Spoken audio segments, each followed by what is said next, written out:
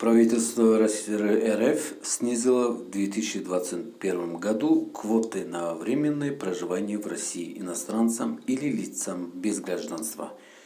11 ноября премьер-министр России Михаил Мишустин сократил количество квот на выдачу разрешения на временное проживание в России мигрантам.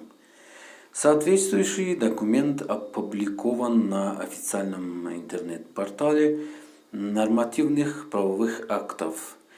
Так, в 2021 году квота на временное проживание в России иностранцам и лицам без гражданства предусмотрена в размере чуть более 39 тысяч разрешений.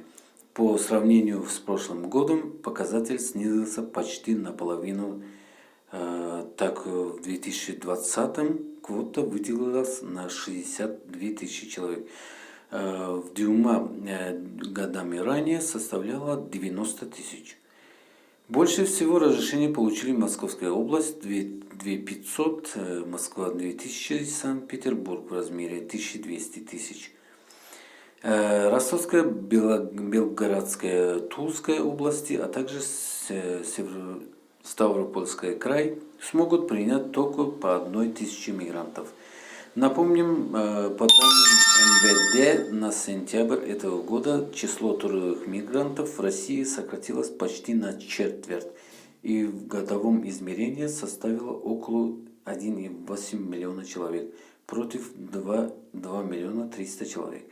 По данным прошлогоднего периода, это связывает прежде всего пандемией коронавируса, а также с закрытыми границами, вследствие чего трудовые мигранты не могут свободно приезжать в Российскую Федерацию, потому что это выгодно России или почему так делают. Всем неизвестно пока, из-за чего это делают они. Но мы надеемся, что эта пандемия исчезнет и все будет нормализовано. Пишите в комментарии.